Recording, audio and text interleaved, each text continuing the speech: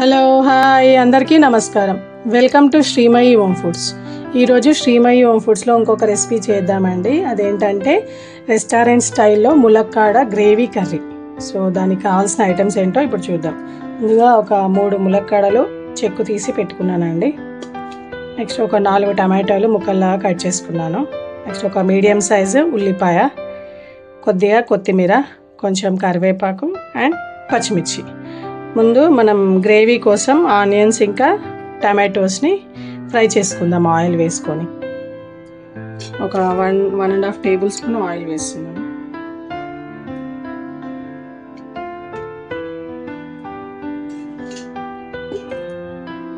మీరు ఇందులో కావాలంటే హోల్ స్పైసెస్ కూడా వేయొచ్చండి. నా దగ్గర హోల్ స్పైసెస్ది పౌడర్ ఉంది, సో నేను అందుకే హోల్ స్పైసెస్ ఏం వేయట్లేదు. అంటే లవంగాలు, ఇలాచి, చెక్క అవేమి వేయట్లేదు. మనం కట్ చేసి పెట్టిన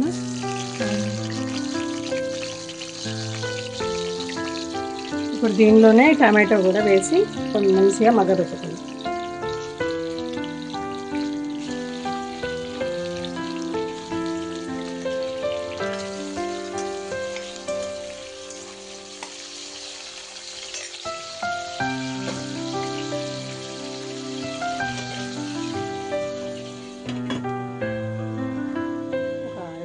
మగ్గనిద్దాం. ఇందులోనే కొద్దిగా కొత్తిమీర కూడా వేస్తున్నాం.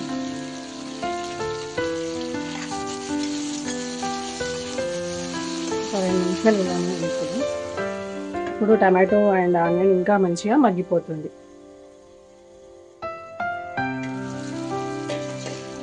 మంచిగా మగ్గిపోయాయండి. ఇప్పుడు స్టవ్ ఆఫ్ చేసుకొని ఇది చల్లగా అయిన తర్వాత వీటిని మిక్సీ పడాలి. ఇవి మొత్తం చల్లగా అయిపోయాయండి. దీనిలో కొన్ని పచ్చి వెల్లుల్లిపాయలు, నెక్స్ట్ కొద్దిగా జీరా అండ్ కొద్దిగా దొడ్డుప్పు వేసి మిక్సీ పట్టుకుందాం.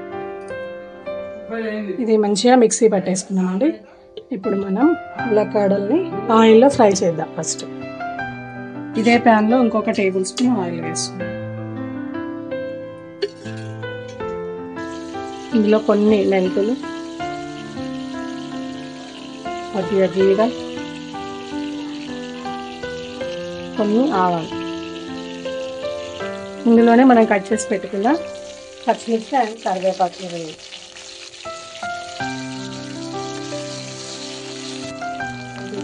మనం తీసుకున్న ములక్కాడలు పట్టుకుంటే సిమ్లో పెట్టుకొని మంచిగా కుక్ అవ్వాలి. కొంచెం ములక్కాడలు టైం పడుతుంది కదండి, నేనైతే లేటగా తీసుకున్నాను, తొందరగానే మగ్గిపోతాయి. సో మూత పెట్టి వీటిని మగ్గించుకుందాం. ఇందులోనే ఇప్పుడు కొద్దిగా పసుపు వేసాను.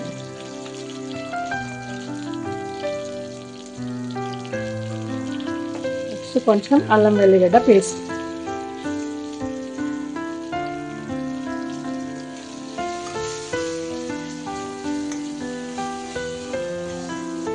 మంచిగా కలిపేసుకొని ఇంకొక 5 నిమిషాలు వీటిని ఇలానే ఆయిల్లో ఫ్రై చేసుకోవాలి. ఇలా ములక్కాడలు ఫ్రై చేస్తే మంచి టేస్ట్ వస్తాయి అండ్ ఎక్కువగా ఓవర్ కుక్ కాకుండా బాగుంటాయి.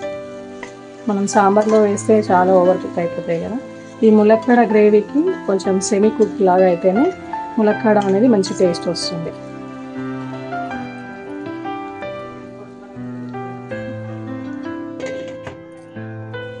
ఇవి మంచిగా మగ్గిపోయాయండి. దీనిలో మనం మిక్సీ పట్టి పెట్టుకున్న గ్రేవీ వేసుకుందాం. గ్రేవీ కూడా వేసుకొని గ్రేవీని కాసేపు ఉడికించుకుందాం, అంటే ఆయిల్లో ఫ్రై చేసుకుందాం. ఆల్రెడీ మనం టమాటో అండ్ ఆనియన్ ఫ్రై చేసాము, కానీ మళ్ళీ ఇలా ఫ్రై చేస్తే ఇంకా టేస్ట్ అనేది వస్తుంది. ఇంకేమైనా పచ్చివాసన ఉంటే కూడా పోతుంది. సో ఒక 5 నిమిషాలు దీన్ని మగ్గించుకున్న తర్వాత దీనికి సరిపడా వాటర్ వేసుకుందాం.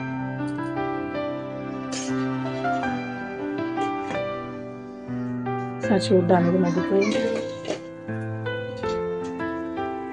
మంచిగా మగ్గిపోయింది. ఆయిల్ కూడా పైకి వస్తుందండి.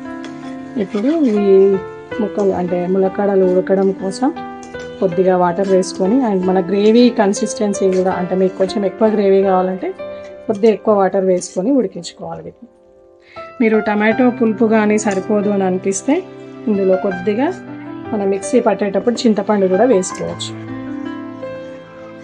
మాకైతే టమాటా పులుపు సరిపోతుందని ఇంకేం ఎక్స్ట్రా చింతపండు యాడ్ చేయలేదు.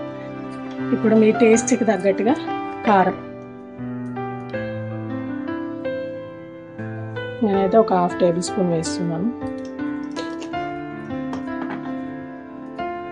కొద్దిగా ధనియాల powder 1 table spoon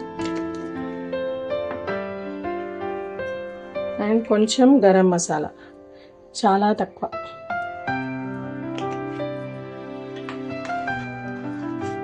salt already mixie పట్టేటప్పుడు వేసాం కదండి, మీరు తక్కువ అనిపిస్తే ఇంకాస్త వేసుకోవచ్చు. నేను దొడ్డుప్పు వేసాను కదా. సో దీన్ని మంచిగా ఉడికించుకుందాం. సరే చూద్దామండి.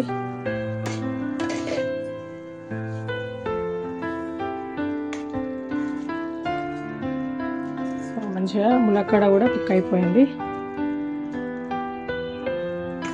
సో ఇంకొక కాసేపు ఒక 5 మినిట్స్ ఇలానే ఉడికించుకుంటాం, ఇంకాస్త దగ్గర పడేంత వరకు. సరే ఉడికిందో లేదో చూద్దామండి. కాస్త కొత్తిమీర కూడా వేసాను నేను. కంప్లీట్గా ఉడికిపోయింది ములక్కాడ, గ్రేవీ కూడా దగ్గర పడింది. ఇప్పుడు ఇలా ఉన్నప్పుడు స్టవ్ ఆఫ్ చేస్తే మనం అంటే కాస్త చల్లగా అయ్యాక ఇంకా చిక్కదనం అనేది వస్తుంది దీనికి. సో ఈ కన్సిస్టెన్సీలో ఉన్నప్పుడే స్టవ్ ఆఫ్ చేస్తున్నాను. ఎంతో టేస్టీగా మసాలా గ్రేవీ ములక్కాడల కర్రీ రెడీ అయింది. ఇది చపాతీలోకి, రైస్లోకి, దేనిలోకైనా చాలా బాగుంటుందండి. మీరు కూడా ఒకసారి ఇలా ట్రై చేయండి. అంటే మీరు టమాటోస్ కూడా వద్దు, స్కిప్ చేయాలి అంటే ఆనియన్స్ ఇంకా పెరుగు కూడా వేసుకొని గ్రేవీ చేసుకోవచ్చు. ఇందులో కాజు, పల్లీలు, కొబ్బరి ఏదైనా వేసుకోవచ్చు.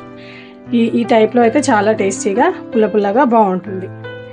మీరు కూడా ఇలా ట్రై చేయండి. ఈ వీడియో కనుక మీకు నచ్చినట్టయితే లైక్ చేయండి, షేర్ చేయండి. మరిన్ని వీడియోస్ కోసం మా ఛానల్ సబ్స్క్రైబ్ చేసుకోండి. Thank you for watching.